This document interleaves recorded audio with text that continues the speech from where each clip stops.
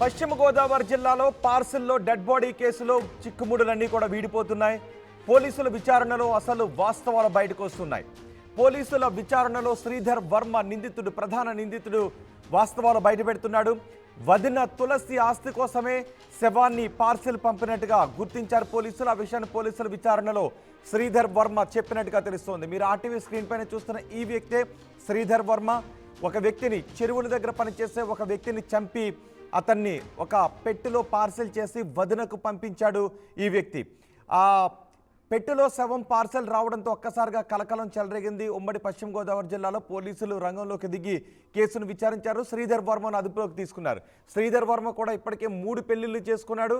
అతని భార్యలు ప్రియురాలతో కలిసి ఒక వ్యక్తిని చంపి వదిన ఆస్తి కోసం వదినకు ఒక పార్సెల్ పంపించాడు. ఆ శవాన్ని పెట్టి శవం కోసం నిజానికి పార్సిల్ పంపించే సమయంలో శవం కోసం తీవ్రంగా గాలించాడు శ్రీధర్. శవానికి బదులు చేప అంటూ కోడ్ భాష ఉపయోగించాడు. ఎంత వెతికినా కూడా శవం దొరకలేదు. ఒక శవాన్ని వదినకు ఒక బాక్స్లో పెట్టి పంపించాలనుకున్నాడు. శవం కోసం వెతికాడు, శవం దొరకలేదు. శవం కోసం వెతికే సమయంలో అతను చేప అంటూ ఒక కోడ్ భాషను కూడా ఉపయోగించాడు. అయితే వదిన తులసి పొలంలో పనిచేసే పర్లయ్యను చంపేయాలని నిర్ణయించుకున్నాడు. అతన్ని చంపి అతని డెడ్ బాడీని వదినకు పార్సిల్ చేయాలి అని ప్లాన్ చేశాడు. బయట ఎక్కడ కూడా శవం దొరకకపోవడంతో ఇక అతని మూర్ఖత్వం పీక్స్కు చేరుకుంది. ఒక వ్యక్తిని బతుకున్న వ్యక్తిని చంపేసి అతన్ని వదినకు పార్సిల్ చేయాలనుకున్నాడు. ఆ ప్లాన్లో భాగంగా వదిన తులసి పొలంలో పనిచేసే పర్లయ్యను హత్య చేశాడు శ్రీధర్, చంపేశాడు శ్రీధర్. పర్లయ్యను కారులో ఎక్కించుకొని తీసుకుని వెళ్ళి చంపినట్టుగా పోలీసులు చెబుతున్నారు. ఈ హత్య వెనుక శ్రీధర్ ఒక్కడే ఉన్నాడా, శ్రీధర్ వర్మను ఇంకెవరైనా ప్రేరేపించారనే కోణంలో కూడా పోలీసులు విచారిస్తున్నారు. శ్రీధర్ వర్మ ఇంట్లో మరో ఖాళీ చెక్కపెట్టె దొరికింది. ఆ చెక్కపెట్టె ఎవరి కోసం ఉంచాడని శ్రీధర్ వర్మ 2 చెక్కపెట్టెలను తన ఇంట్లో పెట్టుకుని ఉంచుకున్నాడు. ఒక చెక్కపెట్టెలో ఒక వ్యక్తి శవాన్ని వదినకు పార్సిల్ చేశాడు.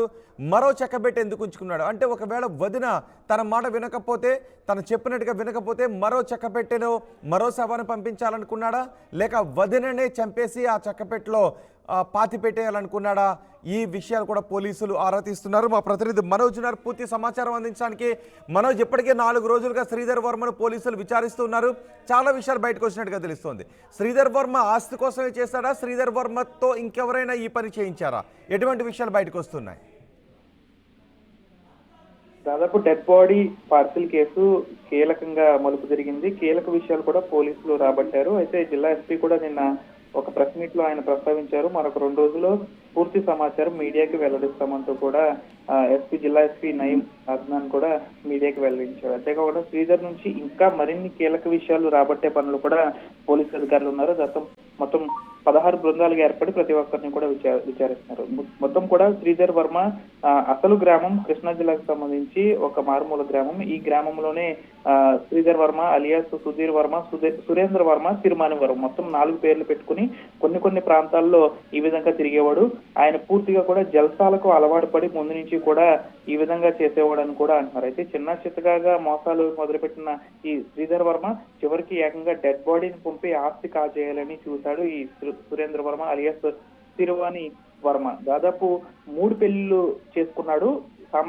సాధారణంగా వర్మ అనే పదం మనం క్షత్రియ సామాజిక వర్గానికి చెందిందిగా అనుకుంటాం. కానీ మత్స్యకార సామాజిక వర్గం ఏదైతే అగ్నికుల క్షత్రియ సామాజిక వర్గం ఉందో వారి పేరు చివరి కూడా వర్మ అనేది ఉంటుంది. కాబట్టి ఇతను శ్రీధర్ వర్మ ఎవరైతే ఉన్నాడో తాను వర్మ అని పేరు చెప్పుకుని క్షత్రియుడిగా చాలా చోట్ల ఉండి దాదాపు 2వ పెళ్లి ఎవరైతే ఉన్నారో తులసి చెల్లెలు రేవతిని 2వ పెళ్లి చేసుకున్నాడో అది కూడా క్షత్రియ సామాజిక వర్గానికి చెందిన వాడిగా నమ్మించి రేవతిని పెళ్లి చేసుకున్నాడు ఈ శ్రీధర్ వర్మ. 10 ఏళ్ల కిందటే ఒక ఆలయంలో ప్రేమ వివాహాన్ని చేసుకున్నాడు. తులసికి సంబంధించి తన భర్తను వదిలి వేరే చోట ఉంటుంది కాబట్టి తులసికి సంబంధించిన ఆస్తి పంపకాల విషయంలో తులసికి ఎక్కడ చిల్లి గవ్వ కూడా వెళ్లకుండా ఆ ఆస్తిని రేవతికి వచ్చేలాగా, అనంతరం రేవతిని భయపెట్టి ఆ ఆస్తిని తను కాజేసేలాగా ఈ శ్రీధర్ వర్మ ప్లాన్ చేశాడు. అయితే ఈ ప్లాన్ ప్రకారం తులసిని ఏదో ఒక రకంగా భయపెట్టాలి.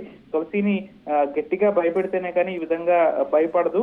కాబట్టి ఇలాంటి డెడ్ బాడీ ఇన్సిడెంట్ అయితేనే భయపడుతుందంటూ కూడా శ్రీధర్ వర్మ ఈ విధంగా చేశాడు. కాబట్టి ముందు తను చాలా ప్లాన్ చేశాడు.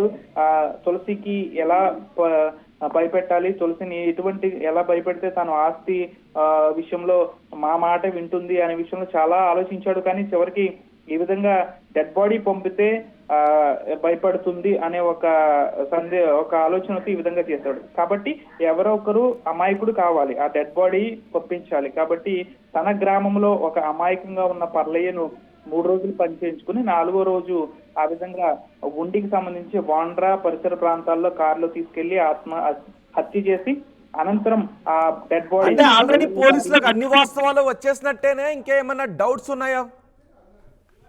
ఇంకా కొన్ని డౌట్స్ ఉన్నాయి. అంటే శ్రీధర్ వర్మను వేరేగా విచారిస్తున్నారు, ఇటు రేవతి దగ్గర కూడా స్టేట్మెంట్ అనేది రికార్డ్ చేస్తున్నారు. కాబట్టి ఈ శ్రీధర్ వర్మ చెప్పేది, ఈ రేవతి చెప్పేది, తులసి చెప్పేది, వీరందరూ చెప్పేది ఒకేలా ఉందా లేకపోతే వేరే వేరేగా ఉన్నాయా అనే దాని కోణంలో కూడా విచారిస్తున్నారు. ఎందుకంటే శ్రీధర్ వర్మ దగ్గర స్టేట్మెంట్ అంతా రికార్డ్ చేశారు. ఇటు తులసి రేవతి ఏం చెప్తున్నారు, అసలు రేవతికి కూడా దీంట్లో ప్రమేయం ఉందా లేకపోతే 3వ భార్య ఎవరైతే ఉన్నారో తనకి ప్రమేయం ఉందా, అసలు ఆటోలో పెట్టిన మహిళ ఎవరైతే గుర్తుపెట్టారో ఆమె ఎవరు, 3వ భార్యనా లేకపోతే వేరే ఎవరైనా? అంటే ఇతనికి 3 పెళ్లిళ్ళు కాకుండా ఫేస్బుక్ పరిచయాల ద్వారా కొంతమంది మహిళలను కూడా వివాహ ఇతర సంబంధాలను కూడా ఈయన పెట్టుకున్నట్లు తెలుస్తుంది. కాబట్టి ఈ మహిళ ఎవరు, 3వ భార్యనా లేకపోతే ఈయన అక్రమ సంబంధం పెట్టుకున్న వేరే ఎవరైనా అనే దాని కోణంలో కూడా పోలీసులు విచారిస్తున్నారు. దాదాపు 90% విచారణ అంతా కూడా పూర్తయిపోయింది. ఇటు రేవతి కూడా ఏమైనా గేమ్ ఆడిందా అనే దానిపై కూడా పోలీసులు విచారిస్తున్నారు. కాబట్టి రేవతి నుంచి కీలక సమాచారం రాబట్టిన తర్వాత పోలీసులు ఈ విషయాలన్నీ కూడా మీడియా ముందు పెట్టే అవకాశం ఉంది. కాబట్టి ఈ శ్రీధర్ వర్మ చెప్పింది రేవతి చెప్పింది ఒకేలా ఉంటే దాన్ని బట్టి ఈ పోలీసులు ఈ కథ ముగిస్తుంది అనుకోవచ్చు. కాబట్టి అందరినీ వేరువేరుగా విచారిస్తారు. కాబట్టి వీరందరూ చెప్పేది సింక్ అయితే అనంతరం ఓకే అనుకోవచ్చు. కాబట్టి ఇప్పుడు శ్రీధర్ వర్మని ఒక ప్లేస్ నుంచి ఇంకొక ప్లేస్ కి తీసుకెళ్లి అక్కడేం జరుగుతుంది, ఎక్కడ హత్య చేశాడు, ఏ కారులో తీసుకువెళ్ళాడు, ఎవరు సహకరించారు, ఒకవేళ ఈ భార్య 3వ భార్య కాకుండా ఇంకా కుటుంబ సభ్యులు ఎవరైనా శ్రీధర్ వర్మకి సహాయం చేశారనే దానిపై కూడా పోలీసులు విచారిస్తున్నారు. దాదాపు 90% విచారణ పూర్తయింది. రేపు లేదా ఎల్లుండికి ఈ కథ ఈ మొత్తం డెడ్ బాడీ అంశం కూడా ఒక కొలిక్కి వచ్చే అవకాశం ఉంది. నిన్న జిల్లా ఎస్పీ కూడా ఒక ప్రెస్ మీట్ లో కూడా మొత్తం డీటెయిల్స్ అన్ని వచ్చాయి. కాకపోతే మరిన్ని విషయాలు వెలుగులోకి వచ్చే అవకాశం ఉంది. కాబట్టి 2 రోజులు టైం పట్టే అవకాశం ఉంది. కాబట్టి దాదాపు డెడ్ బాడీ కేసు ఈ 2 రోజుల్లో చిక్కుముడి వీడే అవకాశం ఉంది. సాధారణంగా శ్రీధర్ వర్మ మొత్తం శ్రీధర్ వర్మే చేశాడు. ఒకవేళ రేవతి మైండ్ కూడా పక్కకి పెట్టి రేవతిని కూడా మోసం చేసి శ్రీధర్ వర్మే ఈ విధంగా చేసినట్టు తెలుస్తుంది. వర్మ అని పేరు పెట్టుకుని క్షత్రియ సామాజిక వర్గం చెందిన వాడిలాగా రేవతిని పెళ్లి చేసుకున్నాడు మోసం చేసి. ఇటు ఫేస్బుక్ పరిచయాల ద్వారా కొంతమంది మహిళలను లోపరుచుకున్నాడు. అతనిది అసలు పశ్చిమ గోదావరి జిల్లా మాత్రం కాదు, కృష్ణా జిల్లాకు సంబంధించి మల్లంపూడి అనే ఒక ప్రాంతం. చిన్నప్పటి నుంచి జలసాలకు అలవాటు పడిన శ్రీధర్ వర్మ చివరికి ఈ విధంగా పెద్ద స్కెచ్ వేసి పెద్దగా ఆస్తిని కొట్టేసి సెటిల్ అవ్వాలనుకున్నాడు. చివరికి ఈ విధంగా కటకటాల పాలవ్వాల్సిన పరిస్థితి కూడా శ్రీధర్ వర్మకి ఉంది.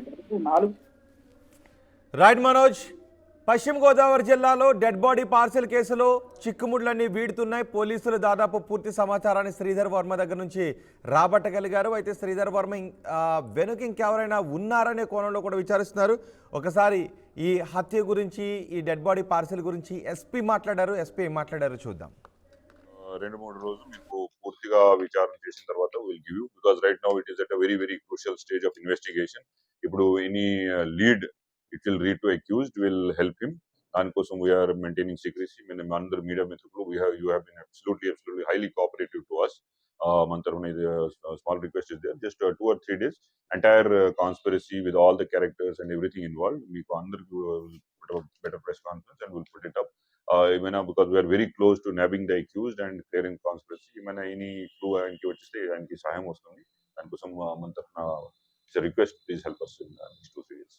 2-3 రోజులు మీకు పూర్తిగా విచారణ చేసిన తర్వాత will give you, because right now it is at a very very crucial